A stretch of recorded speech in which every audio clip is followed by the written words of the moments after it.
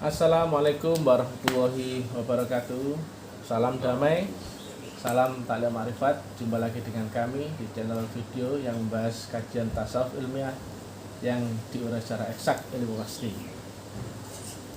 Kali ini adalah edisi yang ke-7, judulnya adalah syahadat. Karena ini adalah rukun Islam yang pertama. Sebelum kita dudukkan tentang sholat, kita mesti mematangkan dulu syahadatnya dulu. Kenapa? Karena sholat itu adalah tiang agama yang jika runtuh sholatnya maka runtuh pula tiangnya. Sementara sholat di situ ada syarat rukunnya, yaitu yang pertama adalah mesti kita berzikir.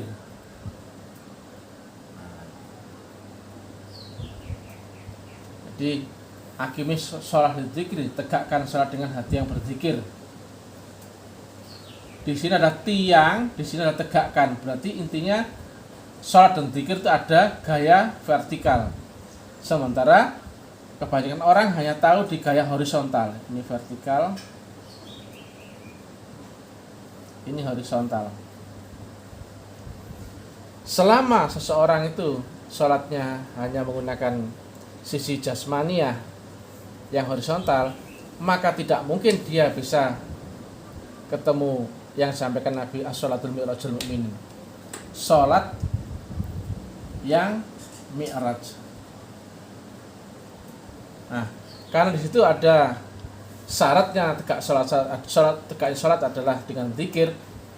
Maka zikir ini artinya apa? Ada yang mengartikannya ingat, ada yang mengartikan menyebut.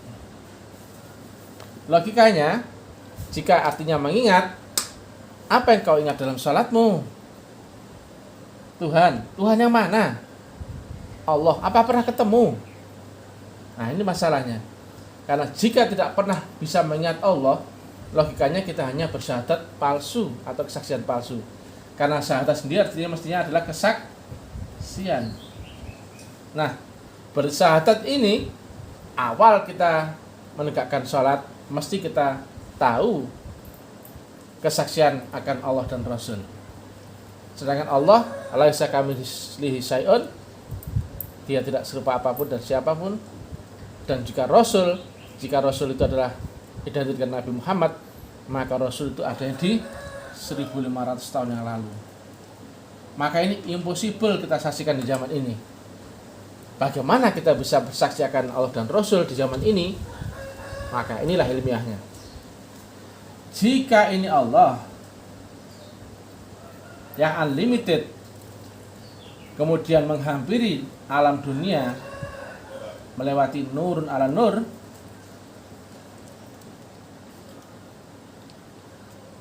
jadi ibarat matahari menghampiri dunia lewat cahayanya, sedangkan cahaya itu ada yang membawanya, yaitu seorang utusan. Nah, perhatikan. Berarti utusan ini membawa gelombang Allah yang dibaliknya pun ada Allah Ta'ala juga. Misalkan ini adalah batas dunia. Nah, di alam dunia ini yang terlihat adalah utusannya ini bentuknya. Sedangkan ini alamnya bukan alam dunia, alamnya namanya alam akhirat. Di gelombang ruh yang itu dibalik tabir, dibaliknya alam dunia. Nah, dunia identik dengan akal.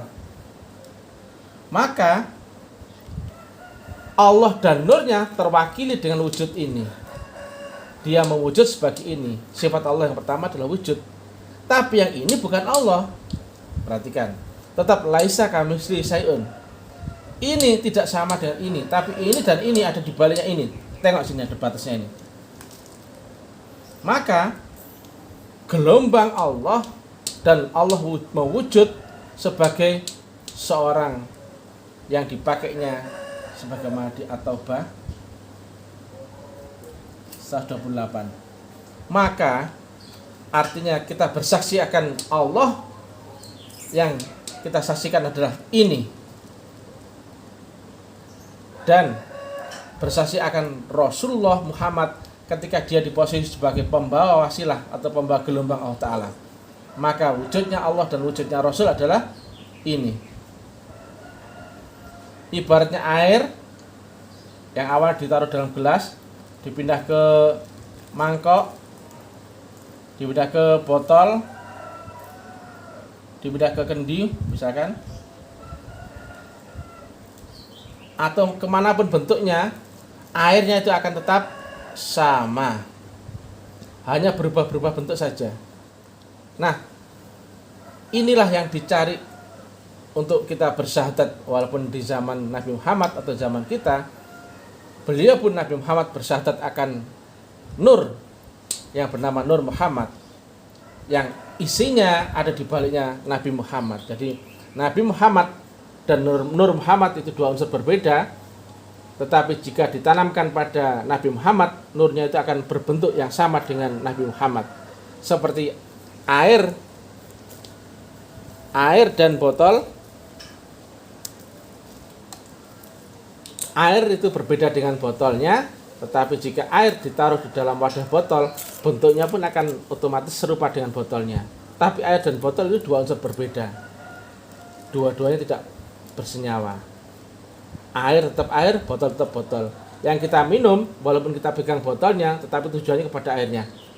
Walaupun kita pegang adalah yang disebut di atau bahasa 120 adalah utusan yang ada di zamanmu dari kamu sendiri, tapi tujuannya adalah Allah yang ada di ujung gelombang yang dilewati antara Nur Muhammad dan Nur ala Nur. Yang itu adalah yang dari dulu air ini ditaruh di dalam botol, dipindah ke mangkok, berubah menjadi mangkok, ditaruh di gelas, ditaruh di kendi, ditaruh di tempat apapun, wadah apapun, prinsipnya air itu adalah tetap air yang sama. Maka kita yang hidup di zaman akhir zaman, kita masih bersaksi akan utusan atau orang yang membawa atau mewarisi isi yang ada dalam dada Rasulullah Muhammad, yang estafetnya sambung menyambung, yang tidak putus, waris yang disebut sebagai al-ulama warasatul anbiya di zaman kita sendiri. Nah, itulah yang dimaksud dengan syahadat, yaitu bersaksi akan wujud Allah dan wujud Rasul Muhammad, artinya wujud peran Rasul yang ada dalam diri Muhammad yang sambung menyambung, yaitu kita bersaksi akan Rasul atau pewaris ilmu Rasulullah Muhammad yang ada di zaman kita sendiri.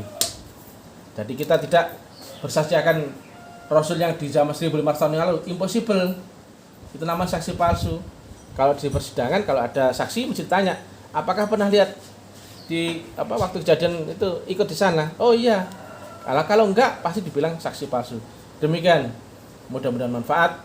Baru setelah syahadat kita bisa melaksanakan sholat yang tegak. Demikian yang bisa kami sampaikan. Moga-moga ada gambaran, manfaat. Salam damai, salam persaudaraan, salam ta'alif ma'rifat.